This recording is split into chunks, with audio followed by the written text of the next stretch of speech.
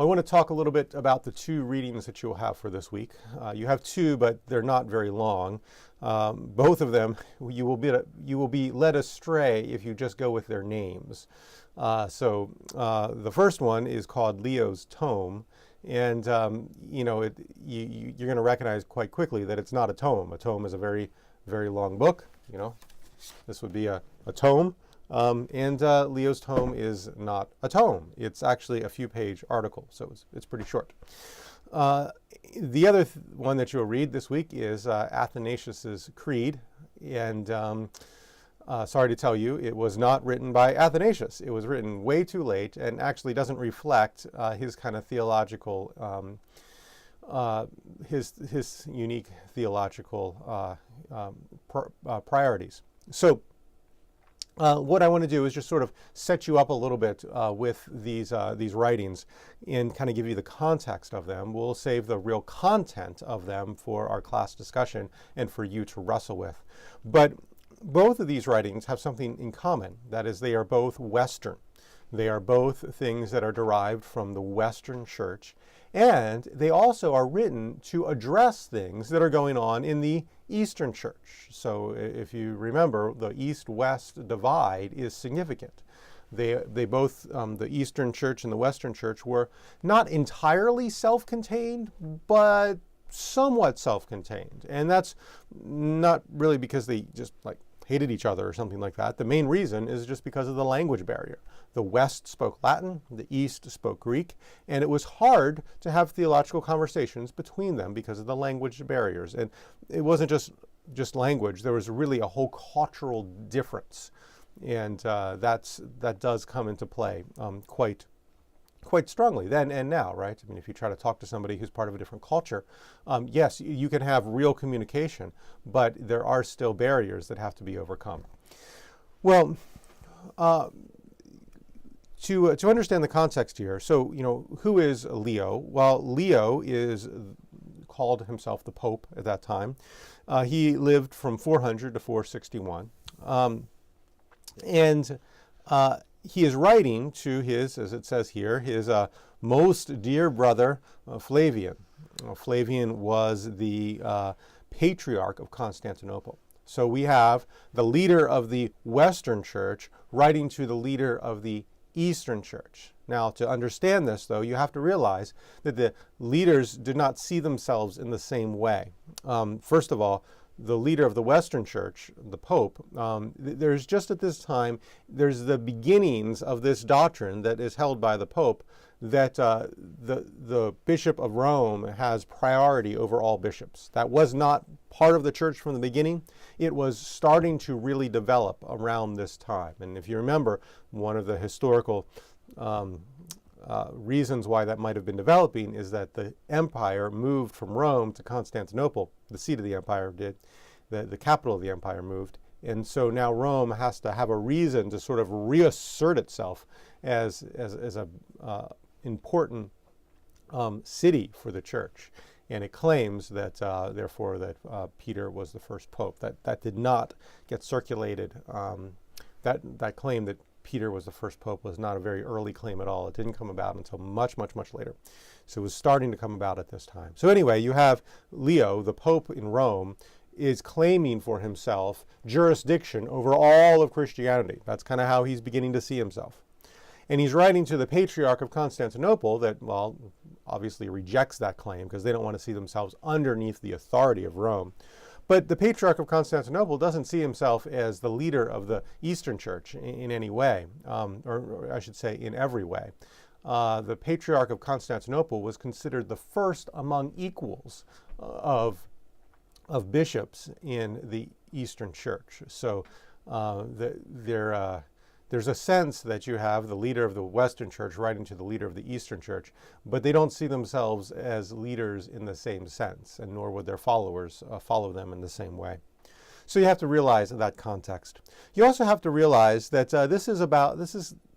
what's going on here is unique and I think profoundly good. because, as I said before, there was not much communication between the Eastern Church and the Western Church. They were in different spheres, and also, language was keeping them in those different spheres, and they were also dealing with different kinds of issues. A lot of the Christology issues that we've looked at, regarding Arius, remember how he denies that Jesus is God, and also regarding Athanasius and how he's asserting that Jesus is God. Remember the whole story with Athanasius, and then a whole lot of other sub-points and other stories that came up that we didn't have time to deal with in class about the person of Christ. They're all Eastern controversies. They're all Eastern debates. These things weren't debated as much in the West, largely because you have in the West is a little bit more of a practical orientation, and you have Tertullian, who is writing in the 200s, who kind of gets things fairly right enough that you didn't have the whole debates that you did in the East. And you also don't have the strong Neoplatonic context in the West, too, that you do in the East. So anyway, the West is really not participating in these Christological issues, these debates over the person of Christ. Yes, they would send some bishops to the ecumenical councils. There were people from the West who came to Nicaea. But it wasn't as big of a deal in the West. And then you also don't have a lot of really, really good theology coming out of the West from Tertullian until we get to Augustine. So, in the East, we have Athanasius, and we have the three great Cappadocians. We have other theologians who are doing a lot of really good writing coming out of the East. The West, between Tertullian in the 200s and Augustine in the late 300s, or Tertullian in the early 200s, Augustine in the late 300s, we don't get a lot of a strong theology. But Augustine sort of he is, makes up for it all. Augustine is a powerhouse in terms of theology. You have read his Augustine's Confessions, which are just a small taste of the massive amount of theology that he produced, and he got, a lot of it was very right and set the church on a good course. And so here, it's after Augustine that the Western Church has a little bit more theological power behind it. And what's going on here is Leo is sort of using and building and standing upon that Augustinian tradition to then look over at a controversy that is going on in the East and write some things about it that are actually profoundly helpful. So that's what's going on in this letter. You have Leo building on the Augustinian tradition, addressing the Eastern controversy, and doing a good job at it. This is really, I think, a fascinating read that is just filled with great theology that I think is just important to recognize and important to understand. As you read this, just a couple things to look out for. Look at the way in what he considers the authority.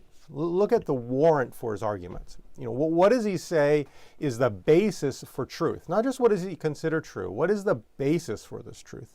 And you'll see how he relies upon the creeds, the Nicene Creed in particular, I think. And he also is relying upon Scripture. So just pay attention to the way that he is recognizing the authority of Scripture and the authority of the creeds. And another issue here that I just jotted down as being an interesting issue is, what role do church authorities have, church teachers have, in what we actually believe? When do we yield to older, wiser believers and say, okay, let me accept what they say as true about a controversy or an issue that may be beyond our understanding? Or when do we, like Martin Luther in the Reformation, say, here I stand, I can do no other, and look to Scripture alone as the authority? Obviously, Scripture alone is the authority, and I don't think Pope Leo would be disagreeing with that, actually. It wasn't until much later that the tradition became a major source of authority in the Catholic Church. But just how do we balance the authority of Scripture with the practical reality that few of us have enough time or, intelligence really to be able to mind through all the issues in Scripture and be able to say, I believe this because of Scripture. I know that I don't, and if I'm honest with myself, so much of what I believe when it comes down to it is because, yes, I see some evidence for it in Scripture, but is also shaped by the teachers that I have sat under. So anyway, I just wanted you to think about that as you read this and you think about what is the grounds of his authority as he's arguing this. And he brings in the creeds, and he also talks about the need for the theologian in question that he's talking about here to yield to those who are further along in the faith than he is. Anyway, I just want to bring that up for you to consider.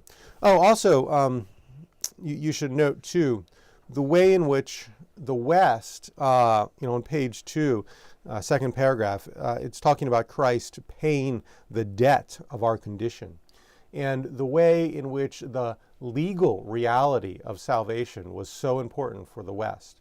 The East had a little bit different conception of salvation, right? The East is understanding the idea that we are made into the likeness of Christ, that idea of participating in the divine nature. That for the East, that was very much the mindset of salvation. For the West, though, you had a much stronger legal concept of salvation, right?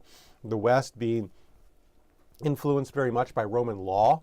And so the West has this legal framework of salvation and emphasizing a little, Paul a little bit more, particularly Augustine, very much a theologian of the Apostle Paul. So anyway, you see here, I think, in this writing, how there's a stronger concept of the legal reality of salvation bringing to bear. Nevertheless, it is still something that is written to address a controversy in the East, so it's able to do that. You'll also see a little bit about the doctrine of Mary, and you can kind of read that and see what the Catholic Church picked up on and ran with, and how they developed their doctrine of Mary. You'll also see some things in here, I think, that the Catholic Church today would have to disagree with. There's at least a hint of a way of talking about Mary that I think would be very much against the mainstream of the Catholic Church today. It's always interesting when you can sort of pit one pope against another. Well, I hope you enjoy this reading. I like it a lot, and let me know what you think about it. Well, moving on to the Athanasian Creed. Again, not written by Athanasius. But why would it be called the Athanasian Creed? Well, because somebody wants to attribute it to Athanasius so that it'll have more importance, more clout, more recognition in the church. But what's interesting here, though, is that when you read this creed, it doesn't sound like Athanasius. I mean, Athanasius... you've read Athanasius, and he's really not dealing so much with the Trinitarian theology, outright, as he is dealing with, at least what we read about him. He's dealing with the fact that Christ is God, and yet this creed, 2/3 of it is all about the nature of the Trinity. So, and the way that the theology that he's expressing here about the nature of the Trinity is very much Augustine's theology of the Trinity. And that Augustine's theology of the Trinity, his book De Trinitatis, on the Trinity, he makes a strong case for the absolute unity of God. So, when you're dealing with a Trinitarian theologian, you always want to ask the question, what are they more afraid of? Are they more afraid of tritheism, that is, that there are three gods, or are they more afraid of Sabellianism or modalism, that it's really only one God who just appears in three different ways? What are they more afraid of? And really good Trinitarian theologians are going to be so completely balanced that you actually don't see that at all. You see that they are just as strongly asserting the unity as they are of the Trinity, the triune nature. And I think you see that in the Cappadocians, who talk about how no sooner do I think of the one than I am driven to the three, and no sooner do I think of the three than I am driven to the one. So, that's good, very, very balanced Trinitarian theology. Augustine was good as well, but if he were to, fall onto one side or the other, he very much falls on, well, not to say very much, he would fall onto the side of fearing tritheism more than modalism. And he would be more concerned to fight against the idea that there are three gods than he would be to fight against the idea that it is one God who appears in three different ways. Augustine never ever suggests that it's one God who appears in three different ways. Nevertheless, the point here is simply that Augustine wants to address the unity of God so strongly. And the Athanasian Creed is doing that exact thing.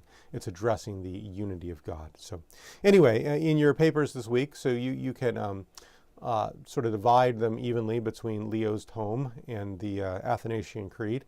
I think reading both of these won't take you as long as reading some of the other things that we've done. And so I hope you can give it a good read, good thorough read, and think deeply about it, and then let me know your thoughts in summary form. Also, just want to take this opportunity to encourage you that, if you look at, here's my notebook, and if you look at where we are in the semester, we're about, actually a little over, halfway through. And, so just want to encourage you that you're doing it. You're reading these documents. Not always are they easy documents, but you're getting through it. I appreciate your summaries. I appreciate your class discussion. So you're doing a good job. You're making it through. It's not going to get harder from here. In fact, it'll really only get easier because by and large, the readings are a little bit shorter here on out. Now, some of them are quite difficult, like Thomas Aquinas' article on being and essence. But again, I'm really just after the fact that you are giving this a good, careful read and doing your best with a summary, not that you've mastered it in every way. So I'm not looking for you to, be able to pass a doctoral examination on these documents. I'm asking you to give your best shot at understanding them. And I trust that even if you don't have 100% comprehension, even if your comprehension is maybe like 50%, it'll still be a very good learning exercise for you because it'll be pushing your reading ability. And because I think you'll still come away knowing something about the history of this area, of this error, if you actually read the primary sources. And, maybe you won't get all of what Thomas Aquinas says, but I think you'll get something of it, and you'll know something about who he is, more so than if I were to just give you a brief summary of him. Anyway, just to remind you of the method of this class, yes, we're going to be heavy on primary source documents, but that is not because you have to master them, it's because that's a key to kind of understanding the flow of history. Well, enjoy these readings for this week. Keep up the good work, and I look forward to reading what you think of them.